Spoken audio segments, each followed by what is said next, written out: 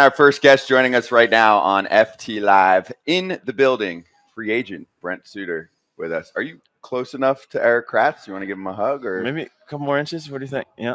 Okay. Yeah. We're family, man. Teammate. Former teammate. So much Brewers reminiscing free going agent. on. Free agent muscles. Kind of sneaky Jack now. He was always sneaky jacked, but he always sweats, so you don't think he's jacked. You're like, people who sweat aren't jacked. He's jacked and he sweats. He's bringing it. Okay. So first off, free agency. Yep. How's it going? It's good. I mean, it's kind of equal parts terrifying and exciting. You know what I mean? We were talking to some teams. We're, hopefully kind of a market's kind of evolving here.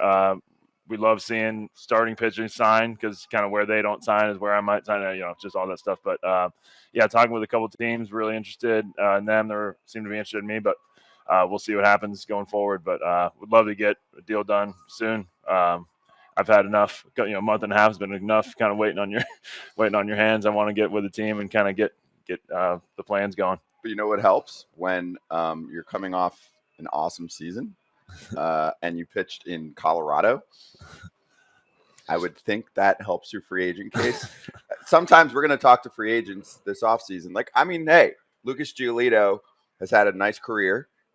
It wasn't his best season. We had him here yesterday, so he's telling us, it's a little scary. I mean, low 3 ERA in Colorado. Do you at least get to hit free agency and be like, hey, what's up? Who's calling? Middle relievers, we can never fully maybe go like that in free agency. It's kind of like what do you think? Yeah, what do you think? Is it good? It's not good. What do you got? How's my leverage score? But no, I mean, so I definitely I had a solid year. Could have been better, could have been worse.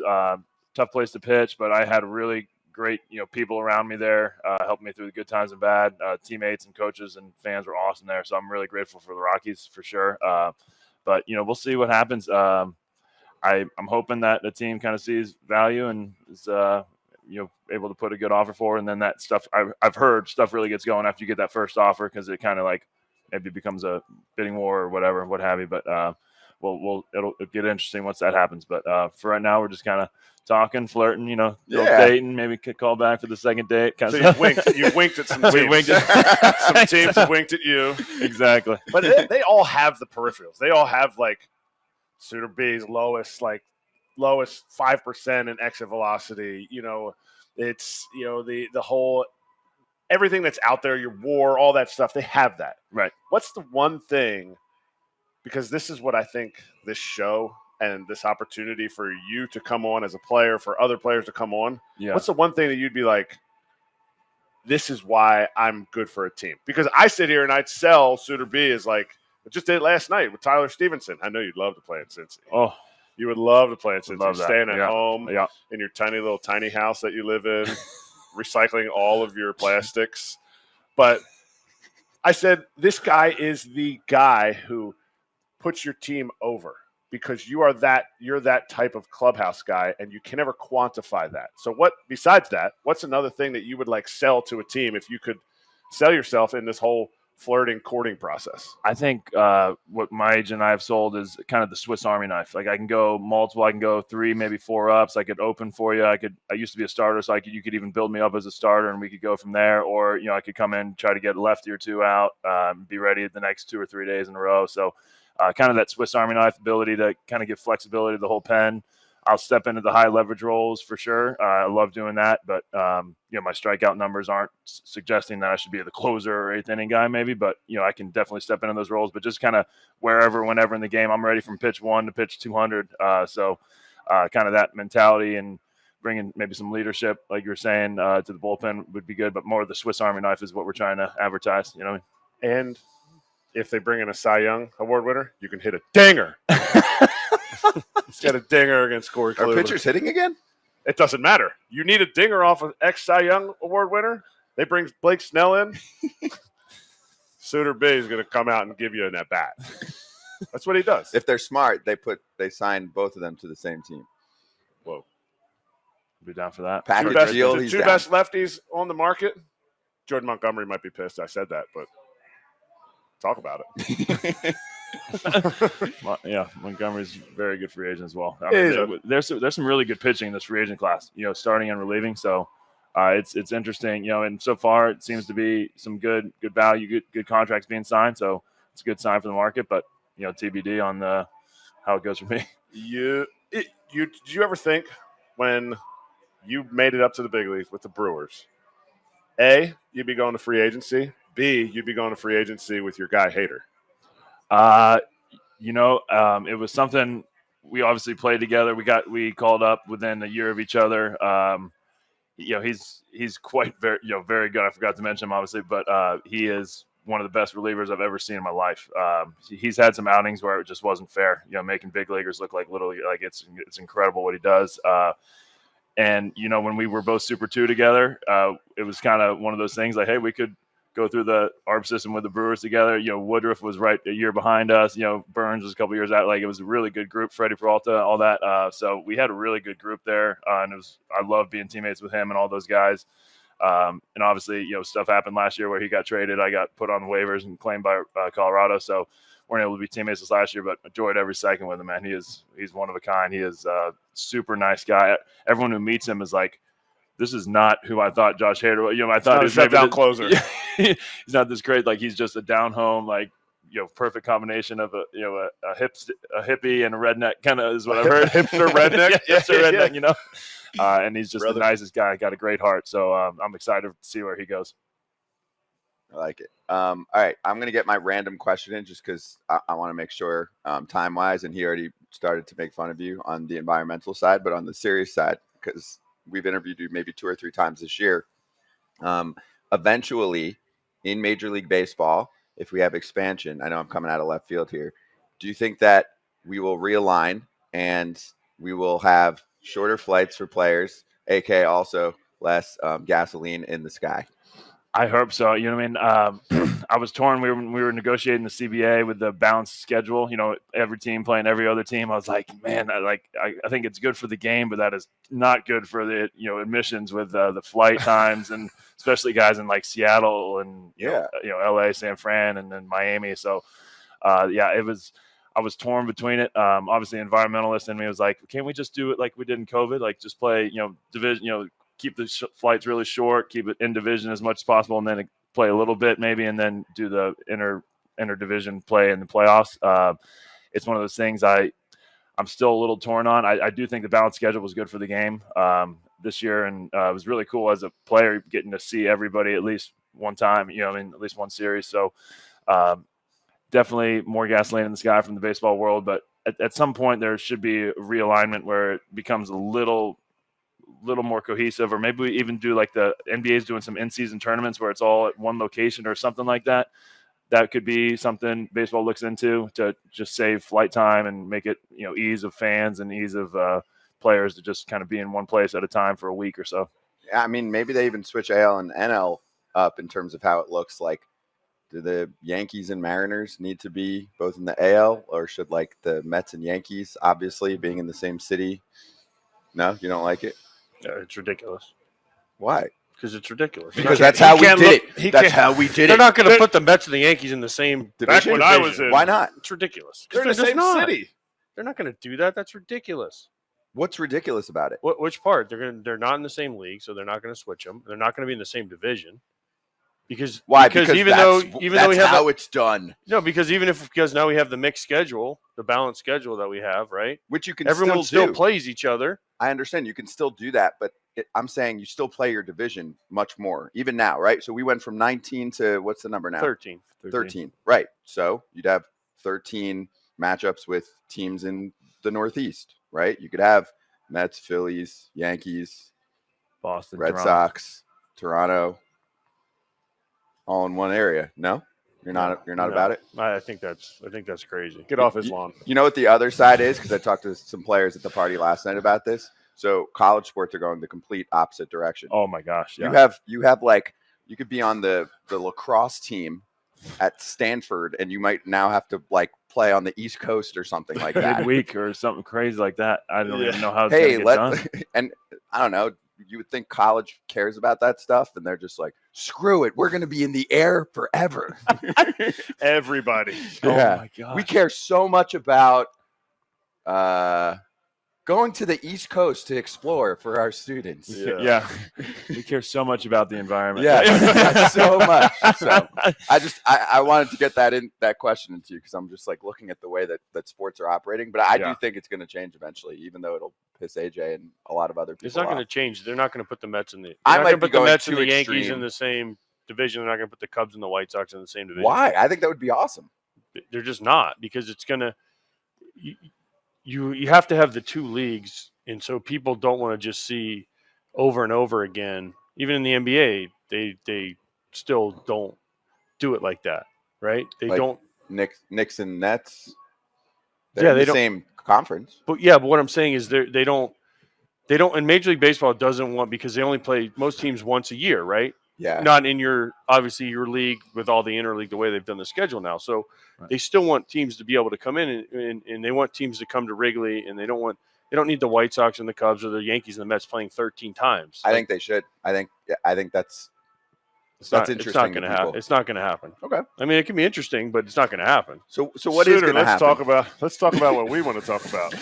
Well, I want to know. So then, what do you want to see like coming up in the game? I mean, obviously you're here for meetings with players and all of that, and we're not getting the exact play-by-play of behind closed doors, but just in general for you, like what would you like to see the sport do and change and evolve into? Yeah, I think our game right now is a really local game, which can be really good, you know what I mean? But I would love to see more of a national kind of following. You know, when your team gets out, you still want to watch the World Series because this guy's playing, this guy's playing, this guy's playing. So that involves more player marketing, more sponsorships, more players out the front lines of the commercials and movies and all that stuff. So I'd love to see that. Again, like 20 years ago, I remember watching Anger Management and seeing like Roger Clemens, Derek Jeter, all those guys in the movie. And now it's just like there's not as much probably baseball player involvement in the media, like front lines. I'd love to see that come back. And then, you know, I think I'd love to see the continued kind of crispness of the game. I was cautiously optimistic about the pitch clock, and I think it was a really good success in a lot of ways. Still some things to be worked out for sure, but I think that was a really good like kind of turn for a lot of fans where they're like, hey, I can watch baseball again. Like my father-in-law couldn't watch like one game of ours last year. This year he was like dialed in every one because it was moving, it was crisp. So that was a really good change. I want to see that continue to make adjustments to the game that just makes sense, you know what I mean, for both sides. And that would be really good. But really my big concern or my big kind of mission is get baseball players and market it again really nationally and get the game really nationally followed again. How do we do that? Like, do we start a show that like talks about like things in foul I've territory? Like, would that be a good idea? That's why I'm saying this show. I love this show. I love the premise of it. I love getting players out there, players' voices heard, fans getting to know guys on a personal level a little bit more, hear them talk. It's great what you guys are doing, and kudos to you. I'm a big fan, and yeah, I just think that is a huge part kind of missing in the game right now because you got your big followed team still, and when they go to the World Series, viewership's up, all this stuff. But when your team's out of it, fans typically aren't still watching. They want to. If you got superstars that are playing in the finals or in the World Series, I think people will tune in more. But how do you get players to talk more? Because here's the problem: every player, you're in the players' meetings. They want to be part of the team, and they want to hide behind the shield and of MLB and the Colorado Rockies, who you're on. They don't want to be the guy that says something crazy because then they're like, oh no, I'm going to stand out from the rest. And then you have guys like some of the biggest names in baseball, right? Shohei doesn't talk to the media hardly at all. Yeah. Corey Seager, who won the World Series MVP, doesn't really talk to the media. Yeah. Mike Trout talks a little bit. There's a lot of these superstar guys that don't talk that much. Yeah. So how do you get guys like that? Because if you turn on, we were talking about the NBA, turn on an NBA game, you see LeBron talking, right? Steph Curry's everywhere, right? You see all the superstars of the NBA, and even in the NFL, you see the superstars in commercials and doing this in MLB, and those guys say things a lot of times, right? I mean, Aaron Rodgers goes on the show, every Tuesday and says things, and people are like, I can't believe he said that, right? But he's not afraid. So how do you get baseball players to say things and not be afraid of being called out by whether it's their owner, whether it's the team, whether it's other players on their team? That's a great question because there really is still that culture of hey, if you go out of line or you go do something on your own, like you're kind of at your own risk. You're kind of ditching the muerta or whatever you want to call it with baseball. I remember Christian Yelich did that body issue thing and was getting flack for it like crazy. And it was just like, I mean, it's just doing like he was asked to do it. And I thought it was good for the game, and every other sport does it. Yeah, every other sport does it. And he was getting all this crap, and like serious, like veterans were like saying, dude, what are you doing? That you're hurting the game. And everyone was looking around like, why is he getting so much crap? And, he didn't do it. He hasn't done it since. So just stuff like that needs to kind of go by the wayside. I liked what the media campaign with Ken Griffey Jr. a couple of years ago, no more talk, let the kids play. I think that's really good. I think that message needs to continue to be pounded of like, listen, the game is at a very exciting point still. There's tons of good players out there, tons of really, really interesting personalities. Some guys do it right. Like some guys do talk in the media a lot. And it's like Scherzer's a guy who's not afraid to go out there and talk, but he's the first ballot Hall of Famer guy and all that. So I just think following that lead, and the game is younger now. So we got more guys that are like there's the age, there's less veterans in the game. So I think some of that culture of like, hey, don't step out of line is softening a little bit. You know what I mean? I'm just coming from a perspective of like there's less rookie bullying going on by far than even probably 15 years ago, 10 years ago. There's more acceptance of like kind of everyone's personality, the mesh in the whole thing. So I think long story short, we need to continue the media campaigns of no more talk, let the kids play. Maybe incentives for guys to do social media posts for the game and continue to go on like in the broadcast with the mic'd up. I think that is a really good thing. I think that needs to be expanded.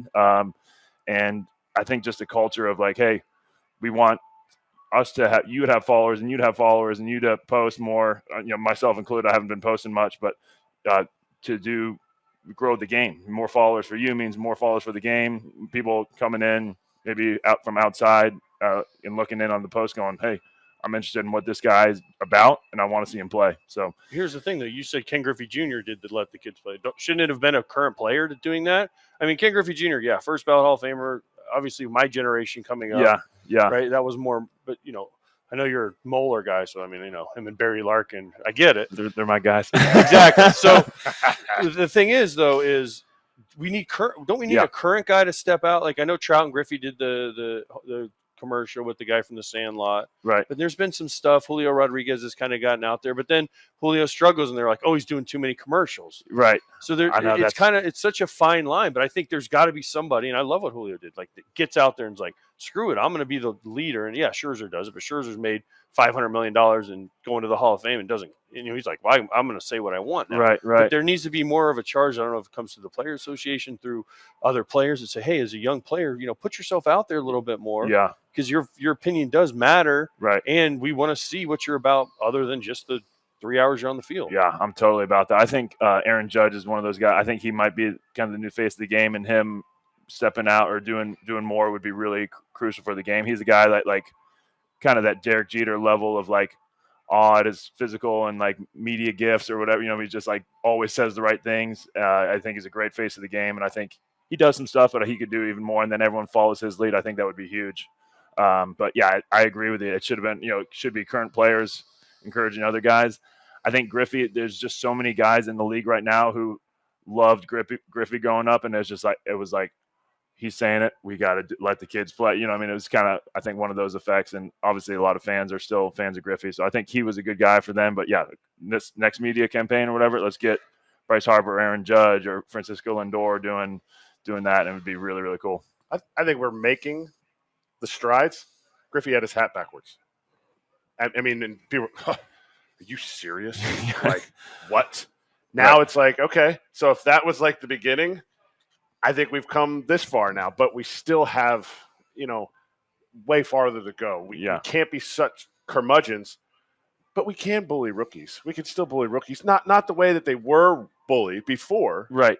Because that was like, and I don't know about AJ's experience, but my experience was dudes treated you a certain way, but they also it was to bring you into the fold, right? Not to absolutely degrade you and make your life a living hell. Right. Few and far between exceptions, but yeah, mostly the loving correction. You know what I mean? Like the with love correction or the ribbing to get you back. You know, Don't wear shorts to the field. We're cutting your suit yeah. into shorts and sleeveless suit. Yeah. And so I think that's a really crucial part of the game is letting guys showing guys what the show is all about, like showing them how to behave, what's good, what's not, without taking away their personality, like we were talking, without saying, hey, you can't show yourself too much. You know what I mean? Like encourage them to be themselves. What you bring to the table, what you are, is awesome for our team. We want to accentuate that. Just don't wear shorts to the field. There's some lines that you just don't cross or whatever. The last one for me, and this is I debated not asking because it's a hard-hitting question. Will you be in the body issue if you're asked? He has to say yes now. Yeah, I mean, I probably would. I don't know. No. We don't play on the side of the fence. It's a yes or a no. You get the call right now. Sports Illustrated on Body, the line. like, hey, you're signing in a week, and then body issue. Where's Aaron? In January. Yeah, my wife's here somewhere. Jeez. I would say yes, just for the good of the game. For the good of the game. Yeah, if it helps the game. If it helps the game. You got to pay it forward. You got to pay it forward. Right, okay? Right, for the kids. You don't hit the gym at 6 a.m. for the kids. Not my kids, but I don't know. I don't know what kids, but let the kids play. Body issue, Brent Suter coming soon. Dude, great to see you. Have fun out here. And good luck in free agency, and we'll talk to you on the other side. When Sounds you're great. team. Thanks for having me, guys. Remember, it'll all work out in free agency. It'll work out. You got time. You got time. He will You not be think it teamless. won't? It'll be stressing, Relax. but it'll all work out. Exactly. He will not be teamless by any means. We'll be right back on FT Live.